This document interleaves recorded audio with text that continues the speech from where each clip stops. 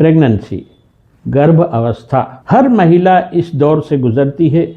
9 महीने अपने पेट में बच्चे को पालती है, बड़ा करती है। प्रेगनेंसी रोग नहीं है, ये हमारे शरीर की एक नॉर्मल प्रक्रिया है, सिस्टम है। और 85% महिलाओं में नॉर्मल प्रेगनेंसी होती है। इसलिए इसमें बहुत अधिक आराम करवाना, स्पेशल अलग तरह के खान पान देना, ये बिल्कुल ज़रूरी नहीं है। बहुत अधिक वेट बढ़ाने के पीछे भी नहीं भागना चाहिए। डाइट चूँकि बच्चा और माँ दोनों के लिए चाहिए, इसलिए थोड़ा बढ़ाकर दे सकते हैं। हाई प्रोटीन डाइट दें, जो अपना रेगुलर खान पान है उसे मेंटेन करें। उसके साथ में कुछ प्रोटीन्स के रूप में हम ड्राई फ्रूट्स हैं, नट्स हैं और दूध, अंडा उबला हुआ दे सकते हैं। हाई फैट कंटेंट, घी तेल वाला खाना शक्तिदायक नहीं होता है, उसे अवॉइड करें। इसके अलावा उसे अपनी दिनचर्या पूरी उसी तरह से करना चाहिए, उसमें कोई चेंजेस करने की ज़रूरत नहीं है। भरपूर काम कीजिए। अगर काम करते रहेंगे तो आप शक्तिशाली रहेंगे और डिलीवरी के टाइम पर भी आपको समस्याएं कम होंगी। प्रेगनेंसी में होने वाली कुछ कॉमन समस्याएं, उल्टियां बहुत होती हैं किसी किसी को। करीब 4 से 5, 10 में से महिलाएं ऐसी होती हैं जिन्हें शुरू में 3 से 4 महीने उल्टियां होती है। किसी को बहुत अधिक भी होती है, उसके लिए हम डॉक्टरी इलाज ले सकते हैं। मगर ध्यान दें कि साथ में कम से कम लिक्विड्स के रूप में उसे आहार ज़रूर रेगुलरली मिलता रहे। इसके अलावा कुछ महिलाओं में थायराइड हार्मोन की कमी भी दिखाई देती है, शुगर भी बढ़ सकता है, पैरों में सूजन भी आ सकती है।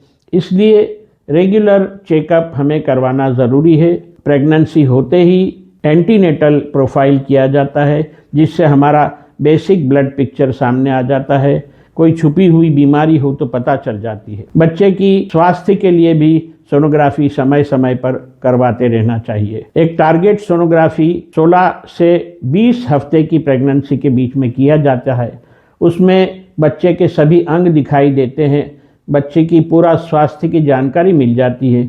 कोई जन्मजात खोट तो नहीं पनप रही, ये भी उससे पता चल जाता है। एसिडिटी होना, कब्ज होना, पेट में निचले हिस्से में थोड़ा थोड़ा दर्द होते रहना, ये सब कॉमन सी तकलीफ़ें हैं। इनमें बहुत इलाज देने की बजाय हमारा डाइट सुधार लें तो ठीक हो जाता है।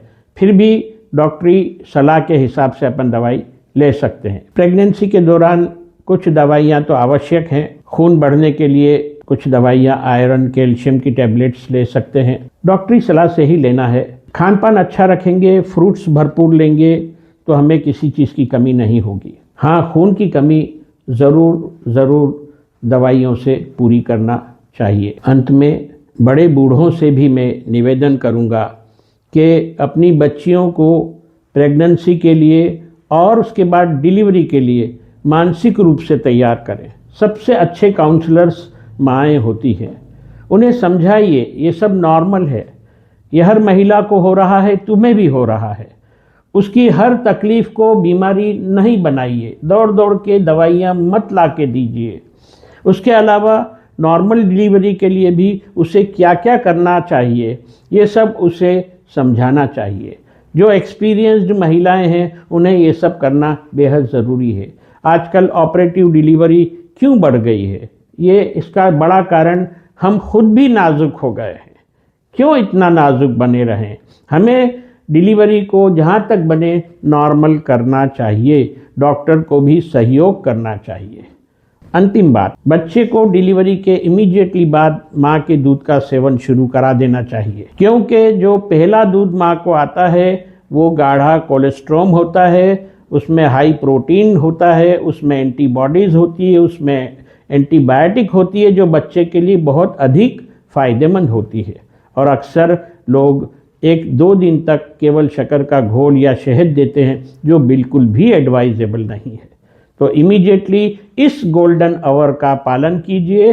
धन्यवाद।